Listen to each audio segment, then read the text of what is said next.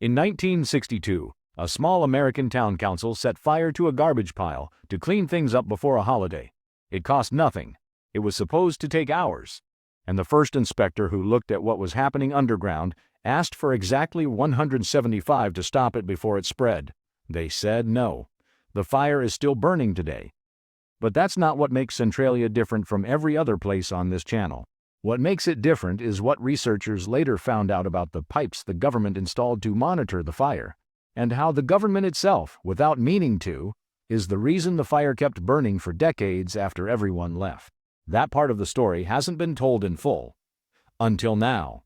Before we talk about the fire, we need to talk about the blood. Centralia didn't start as a clean town.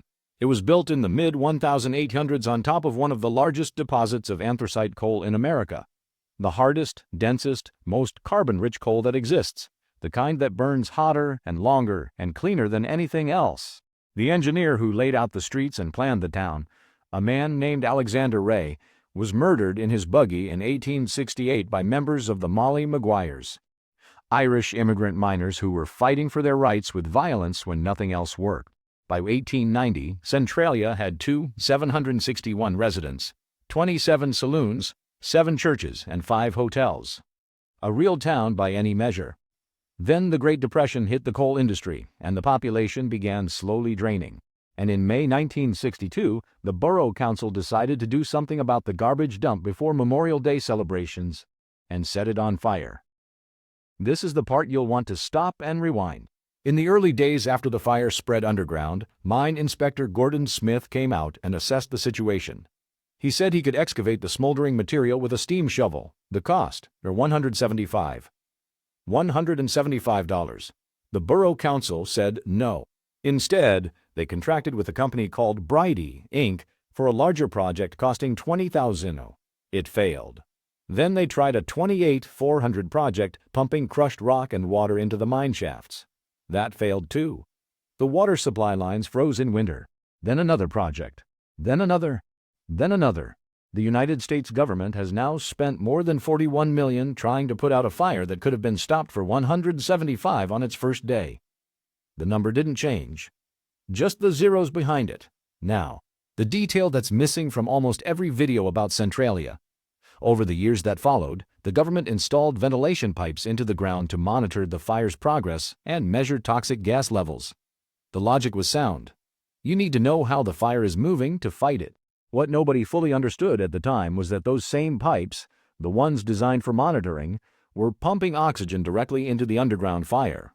Coal fires underground need exactly 3 things: coal, heat, and oxygen.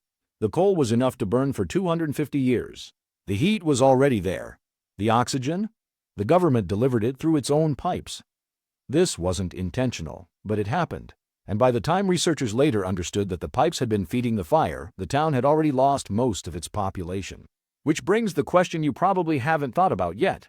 Why, after all of that, did 5 people refuse to leave? Before we get to the 5 who stayed, I want you to think about one thing. Imagine the ground under your house is on fire. Toxic gases are leaking up through cracks in the street in front of your home. The government has paid all your neighbors to leave and torn down their houses in front of your eyes. And 999 out of 1,000 people in your town have actually gone. What's the decision that makes you stay? 5 people answered that question in a way nobody expected. In 1992, the Commonwealth of Pennsylvania invoked eminent domain and condemned every property in Centralia. Houses were demolished, streets disappeared from maps, and the ZIP code was canceled in 2002. The town no longer legally existed, but 7 people refused. They went to court. And in 2013, the state reached an agreement with the residents who remained. They could stay in Centralia until they died. Here's the detail that almost no one mentions. These people cannot sell their homes. They cannot pass them on to their children. When the last of them dies, the state automatically reclaims the land through eminent domain. What they hold isn't ownership. It's a temporary permit to exist in a place the government has officially decided no one should live in. The government spent millions getting a town to leave. 5 people decided that wasn't enough of a reason. Most people know that the horror franchise Silent Hill was inspired by Centralia. But the truth is more complicated than that. The original game, Silent Hill, released in 1999, was made by a Japanese studio, Konami. The lead art designer, Masahiro Ito, explicitly denied that the game was inspired by Centralia. The game came from a Japanese imagination shaped by Western horror films and collective nightmares, not from a specific Pennsylvania borough. But the 2006 Silent Hill film is a different story.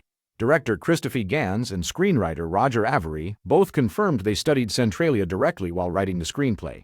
The cracked pavement, the thick ash fog, the heat rising from below, all of that came directly from Centralia. The irony. The game that made Centralia famous worldwide wasn't actually inspired by it. But the film that followed was. And the world connected them because the visual results happened to look the same.